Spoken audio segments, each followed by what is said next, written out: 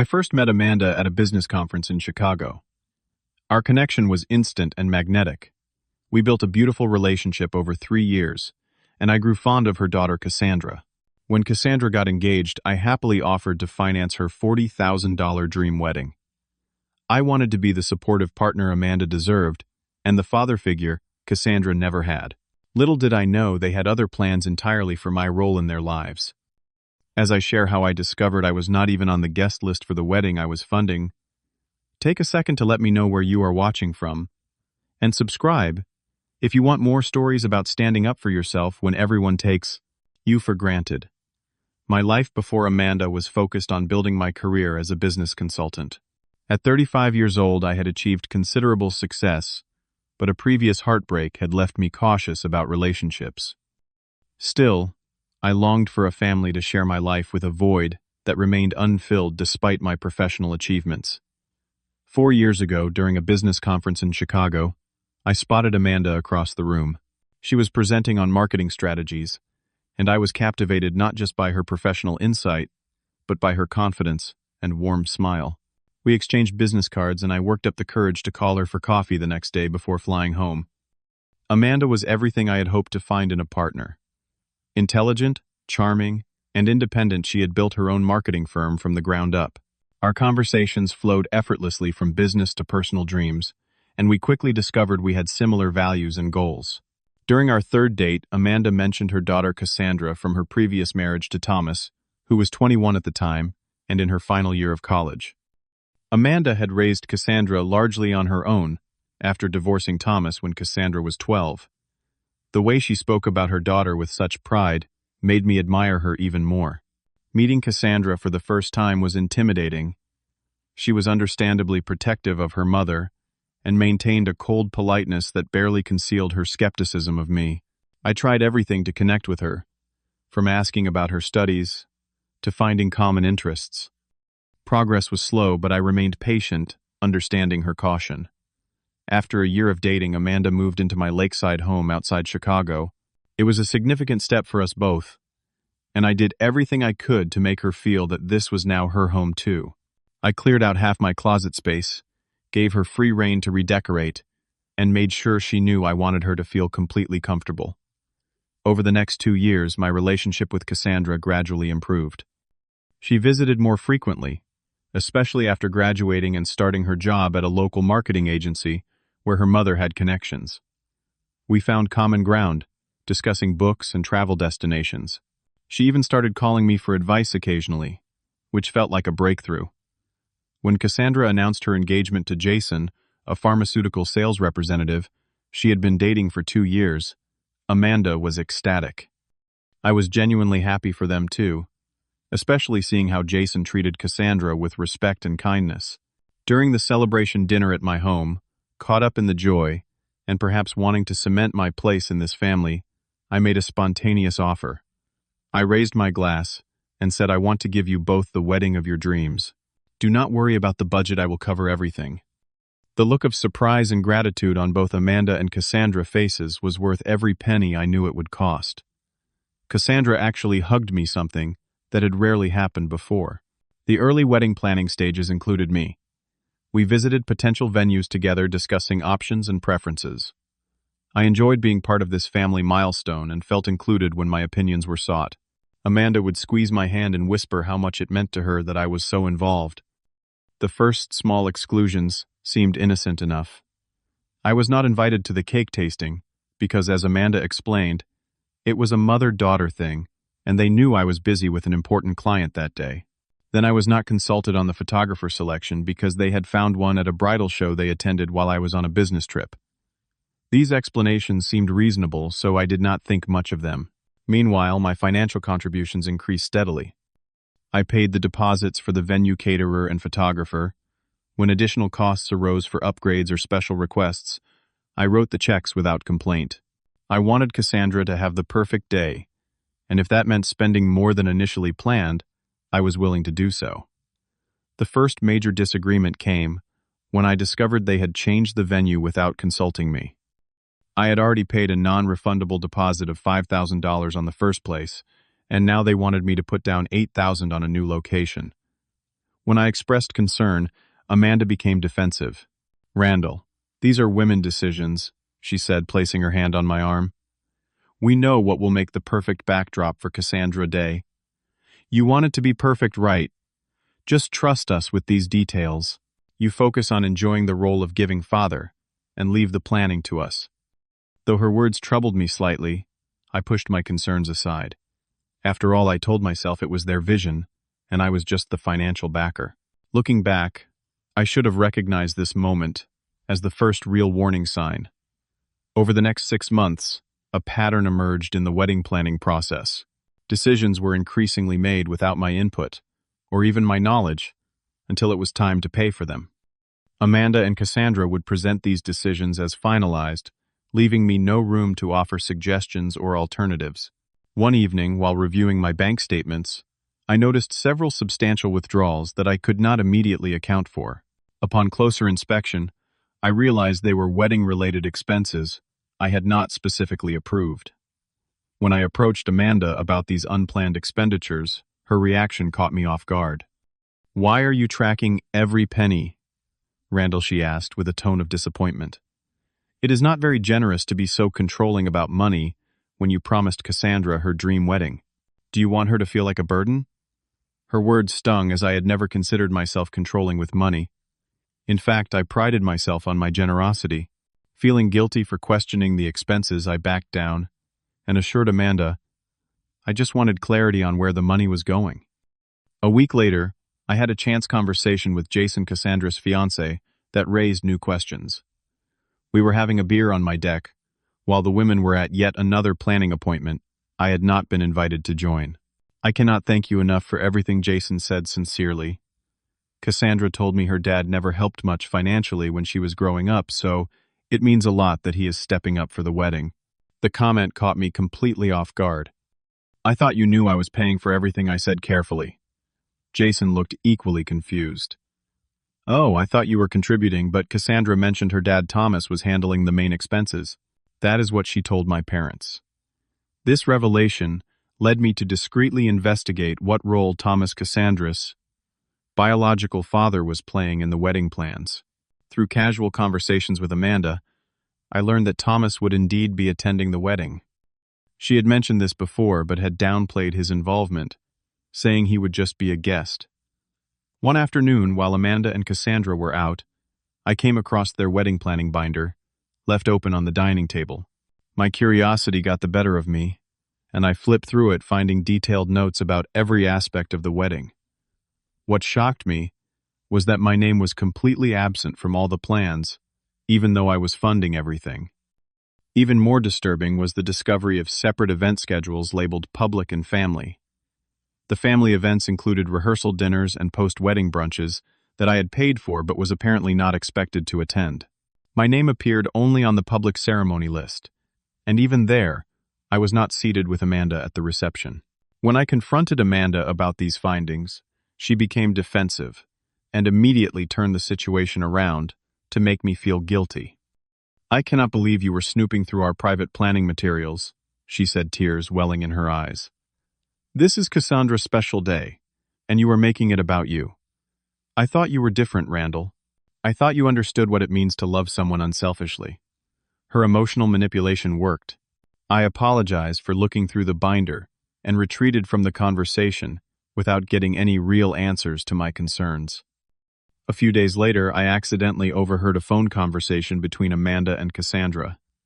I had come home early from work, and they did not hear me enter the house. "He is getting suspicious," Amanda was saying with a laugh. "But do not worry, I can handle Randall. He is so desperate to play happy family that he will accept whatever we tell him." "I cannot believe he actually thought he would walk me down the aisle," Cassandra replied, her voice dripping with mockery. "As if I would choose him over Dad." I quietly stepped back, outside, my heart pounding. I needed a moment to process what I had just heard before facing Amanda. When I finally entered, announcing my presence loudly this time, Amanda greeted me with a smile that now seemed hollow and calculated.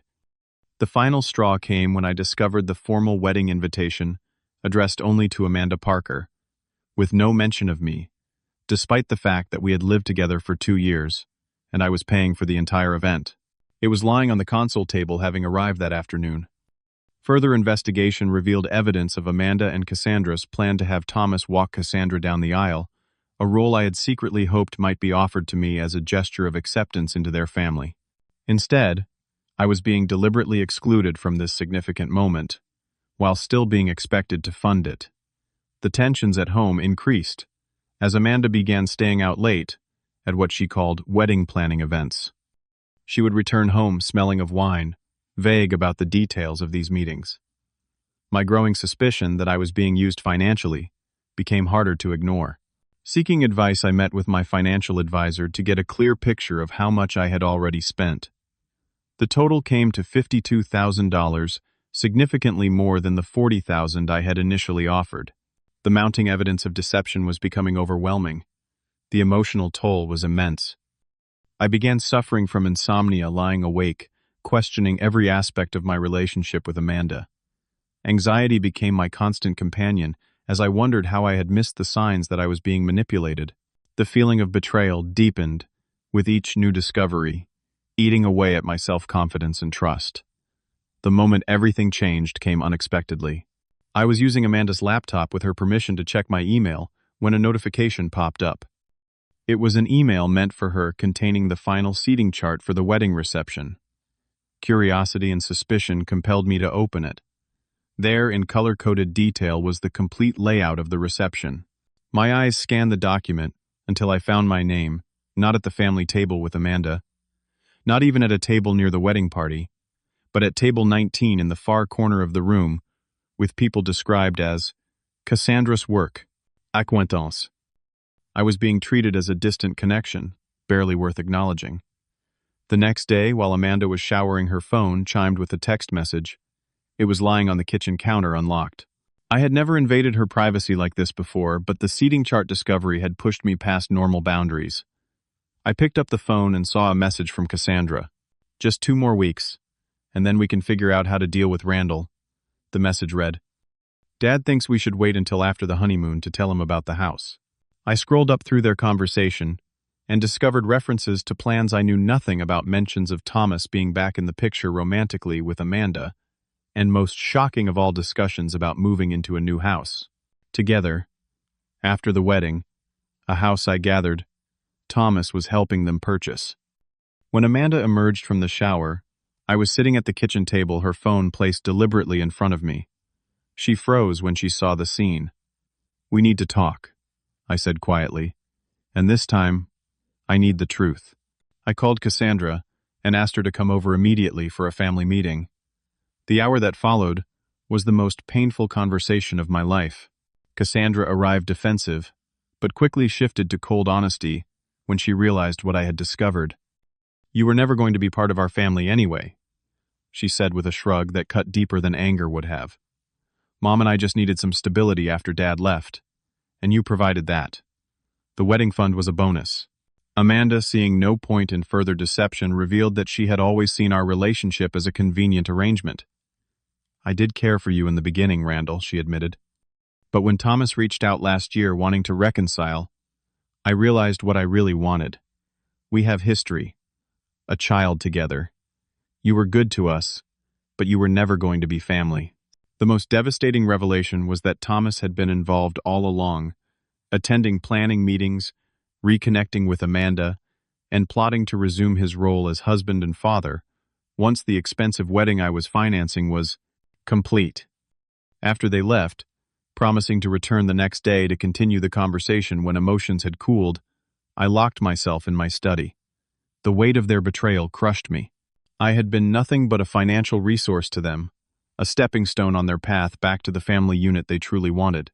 For hours I sat alone in the dark, replaying every moment of my relationship with Amanda and every interaction with Cassandra, seeing now the calculation behind their warmth. The pain was physical, a crushing in my chest that made it difficult to breathe. Then, in the quiet darkness of my study, surrounded by photos of the 3 of us that now seemed like elaborate props in a long con, something shifted inside me. A moment of clarity broke through the pain. I had been used, yes, but I was not powerless. The next morning I contacted my lawyer to understand my financial and property rights. Since Amanda and I were not married, and I had documentation of all the wedding expenses I had paid. My position was stronger than I had feared. With legal guidance, I formulated a plan to reclaim not just my money, but my dignity and self-respect. 3 days later, I arranged a formal dinner at home. Amanda and Cassandra arrived, expecting either a reconciliation or a pitiful display of heartbreak they could manipulate further. Instead, they found me calm, composed, and prepared. After serving the meal, I presented them with a folder containing printed copies of their text messages, emails about wedding plans that excluded me, and a detailed accounting of every dollar I had spent on the wedding. I have made a decision, I told them, my voice steadier than I thought possible. I am withdrawing all funding and support for this wedding effective immediately. The vendors have been notified that I will no longer be responsible for any outstanding payments. Their faces registered shock, then anger, but I continued before they could interrupt. Furthermore, I am giving you both 48 hours to move your belongings out of my house. The locks will be changed on Friday at noon whether you have removed your things or not. Amanda exploded in outrage. You cannot do this. The wedding is 2 weeks away, everything is paid for and confirmed. Actually, I can, I replied, sliding a letter from my lawyer across the table. The payments were made under fraudulent pretenses. You misrepresented the nature of our relationship and my role in this event.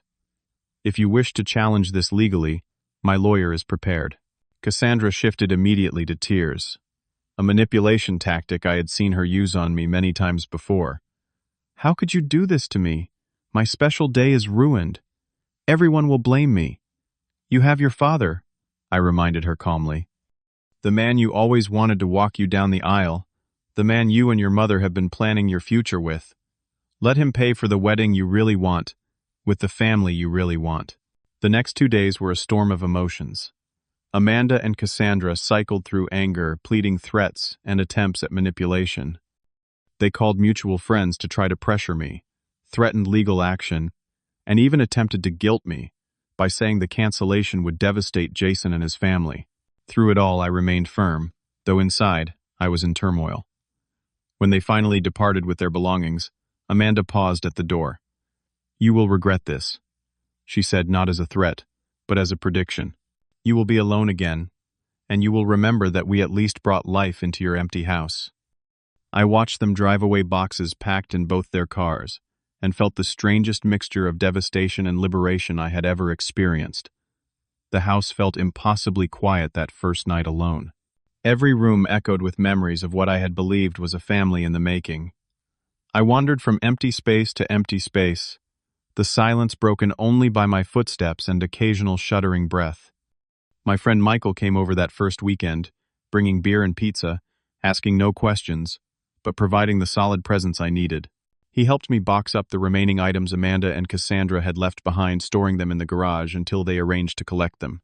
You did the right thing, he told me as we sat on the deck watching the sunset over the lake. It would have been worse to go through with it to keep being used by them. I knew he was right, but the knowledge did little to fill the void their departure had created. Within a week, Amanda attempted to return, arriving unannounced one evening, with tearful apologies and claims that she had made a terrible mistake. Thomas had changed his mind about reconciling once he realized he would need to contribute financially to the wedding and their future together. I want to fix things between us, she said, reaching for my hand. We were good together, Randall. We can be again. Looking into her eyes, I saw not love or genuine remorse, but calculation. The same calculation that had been there all along, that I had chosen not to see. I think we both know. That is not true, I replied gently but firmly, removing my hand from hers. You should go. I hope you find what you are looking for. Through mutual acquaintances, I later learned that the wedding had gone ahead, dramatically downsized, and relocated to Thomas' backyard. Cassandra had apparently told everyone that I had suffered a financial setback and cruelly withdrawn my support at the last minute, playing the victim in a narrative that painted me as the villain. The process of reclaiming my home and life began slowly. I redecorated spaces that held too many memories, donated clothes and items they had abandoned, and gradually erased the physical reminders of their presence. The emotional scars were harder to remove. I started seeing a therapist, something I had never considered before. Through our sessions, I came to understand the patterns of manipulation that had characterized my relationship with Amanda and Cassandra and why I had been vulnerable to them. My desire for family had blinded me to the warning signs that they were using me rather than including me. 6 months after they left, I received an unexpected text from Jason Cassandra's now husband. He wanted to meet for coffee away from everyone we both knew. Curiosity led me to accept. I wanted to apologize, he said, once we were seated in a quiet corner of a cafe neither of us frequented. I did not know what was happening, what they were planning. I found out after the wedding that Thomas is back with Amanda now. They are living together. He never actually had the money he promised them. I appreciated his honesty but assured him no apology was necessary. He had been manipulated too in his own way. We parted on good terms, both wiser for our experiences. Rebuilding my social life proved revealing. Some friends drifted away having heard and believed Amanda and Cassandra's version of events. Others stood by me and new connections formed with people who valued authenticity and mutual respect. 1 year after the wedding that almost cost me far more than money, I found myself in a different place emotionally. The pain had not disappeared entirely, but it had transformed into something valuable, a heightened awareness of my own worth, and the importance of reciprocity in relationships. I no longer regretted my generosity, only the context in which it had been offered. I had learned to value my self-respect more than the approval of others, to recognize the difference between genuine connection and exploitation, dressed as affection. The experience had taught me to distinguish between the idea of family and the reality of it. Family was not about financial provision or roles played, but about honest communication, mutual support, and genuine care. It was a lesson I would carry forward into all my future relationships. As I look ahead now, I do so with both caution and optimism. The painful experience with Amanda and Cassandra has not made me bitter or closed off to connection, merely more discerning. I know now that real love does not require you to pay for your place at the table. It welcomes you there because of who you are, not what you can provide. What about you? Have you ever had to make a difficult choice between maintaining a relationship and maintaining your self-respect? Share your experience in the comments below. If this story resonated with you, please give it a like and subscribe for more stories about navigating complex relationships and finding strength in difficult situations. Thank you for listening. And remember, sometimes the hardest decisions lead to the most necessary growth.